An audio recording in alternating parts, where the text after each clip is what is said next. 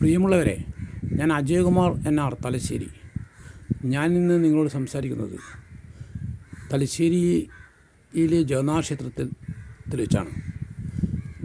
നമ്മുടെ മുഖ്യമന്ത്രി പിണറായി വിജയൻ ശിവഗിരിയിൽ നടത്തിയ ഒരു പ്രസംഗത്തിൽ സനാതനധർമ്മത്തെ വിമർശിച്ചു എന്ന് പറഞ്ഞുകൊണ്ട് ഇവിടുത്തെ സംഘപരിവാർ സംഘടനകൾ ഒരു ഹാലിളക്കം തുടങ്ങിയിട്ടുണ്ട്.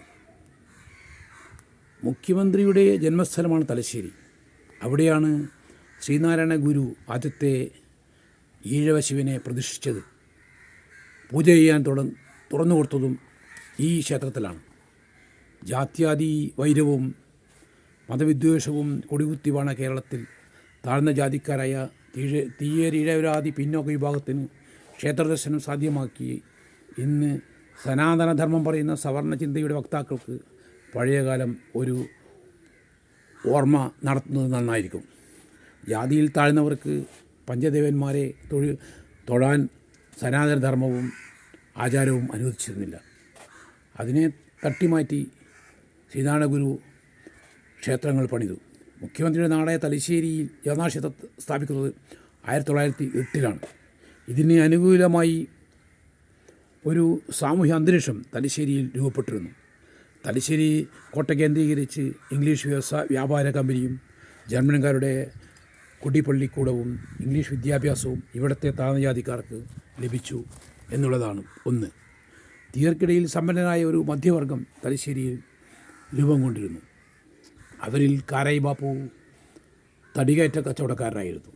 പുല്ലമ്പിൽ മൂപ്പൻ എന്ന പണമിടപാടുകാരനും ചൂരൈക്കണാരനും കൊറ്റത്തിൽ അമുണ്ണി വക്കീലും മുൻനിരയിൽ നിന്ന തീയപ്രമാണിമാരായിരുന്നു.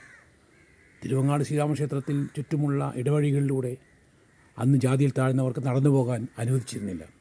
രാത്രികാലത്ത് നടന്നു പോകുന്നവരെ ചൂട്ടുപൊളിക്കുകയും പിടിച്ചുകൊണ്ടുപോയി കോവിലകങ്ങളിലെ ഇരുട്ടറകളിൽ അടക്കുക ഒരു പതിവ് സമ്പ്രദായമായിരുന്നെന്ന് പഴമക്കാർ പറയുന്നു. ഇതിനെ എതിരായിട്ടാണ് സബ് കളക്ടറായി വന്ന ചൂരൈക്കണാരൻ ക്ഷേത്രത്തിന് ചുറ്റും 2 റോഡുകൾ വെട്ടിയത്. മഞ്ഞോടി 2ാം ഗേറ്റ് റോഡും 3ാം ഗേറ്റിൽ നിന്നും 2ാം ഗേറ്റിലേക്കുള്ള റോഡും ചൂരൈക്കണാരൻ പൊതുനിരത്തായി പ്രഖ്യാപിക്കുകയും എല്ലാവർക്കും നടന്നു പോകാനുള്ള അവകാശം ചൂരൈക്കണാരൻ സ്ഥാപിക്കുകയും ചെയ്തു എന്ന് വേണം നാം മനസ്സിലാക്കേണ്ട ഒരു കാര്യമാണ്. ഇദ്ദേഹം ഈഴവർക്കായി ഒരു ക്ഷേത്രം പണിയാനുള്ള തയ്യാറെടുപ്പ് നടത്തിയിരുന്നു. അതിനായി ഒട്ടേറെ വെട്ടുകല്ലും മരവും ശേഖരിച്ച് വെച്ചുകൊണ്ട് ക്ഷേത്രപ്പണിയുടെ കുറ്റിയടിക്കായി പ്രസിദ്ധനായ ഒരു ബ്രാഹ്മണ തന്ത്രിയെ സമീപിച്ചു. ബുദ്ധിമാനായ തന്ത്രി വളരെ ക്ഷേത്രത്തിൻ്റെ കുറ്റിയടി നടത്തിത്തരാം എന്നും, പക്ഷേ അദ്ദേഹത്തിൻ്റെ വലിയ ഒരു നിർദ്ദേശം കുറ്റിയടിക്കുന്ന ദക്ഷിണയായി 11,000 സ്വർണ്ണവരാഹവും 2,000 മല്ല് മുണ്ടും അത്ര തന്നെ തോർത്തും തരണമെന്നായിരുന്നു. സമ്പന്നനാണെങ്കിലും ഈ തുക നൽകാൻ സാധ്യമല്ലായതിനാൽ ചൂരൈക്കണാരൻ തൻ്റെ ക്ഷേത്രനിർമ്മിതി ദൗത്യം അവസാനിപ്പിച്ചു. 1889 ക്ഷേത്രമെന്ന സ്വപ്നം 1889 ക്ഷേത്രമെന്ന സ്വപ്നം സാക്ഷാത്കരിക്കാൻ കഴിയാതെ ചൂരൈക്കണാരൻ ദിവംഗതനായി. ഇത് ചരിത്രമാണ്. തുടർന്ന് 16 വർഷം കഴിഞ്ഞാണ് 1905 ക്ഷേത്രപ്പണിയുക എന്ന സ്വപ്നവുമായി തലശ്ശേരിയിലെ KL വേലൻ കമ്പനി ഉടമ പരദൂർ കാണിയിൽ കുഞ്ഞിക്കണ്ണൻ കമ്പൗണ്ടർ ശ്രീനാരായണ ഗുരുവിനെ വർക്കലയിൽ വെച്ച് കാണുന്നത്. തൻ്റെ ഇംഗിതം ഗുരുവിനെ അറിയിച്ചപ്പോൾ ഗുരു പ്രതികരിച്ചത് ഇങ്ങനെയാണ്: അവിടെ ബ്രഹ്മസമാജവും ആര്യസമാജവും പണ്ഡിതന്മാർ പഠിക്കുന്ന ബ്രണ്ണൻ കോളേജുമുണ്ട്. ഞാൻ അവിടെ വന്ന് കല്ലും ഒരു പ്രതിഷ്ഠിച്ചൊരു ക്ഷേത്രം ഉണ്ടാക്കിയാൽ അതൊരു അവഹേളനത്തിന് പാത്രമാവില്ലേ എന്ന് ഒരു ചോദ്യവും ഉന്നയിച്ചു. എന്നാൽ പരദൂർ പറഞ്ഞത്: ഗുരുദേവ, അങ്ങനെ പറയരുത്.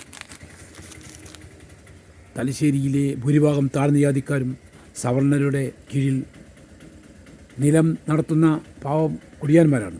ഇവരുടെ ആരാധനാ രീതി മാറ്റണം. പള്ളിയറകളിലും കോട്ടങ്ങളിലും തറകളിലും പീഠാരാധനയാണ് മുഖ്യം.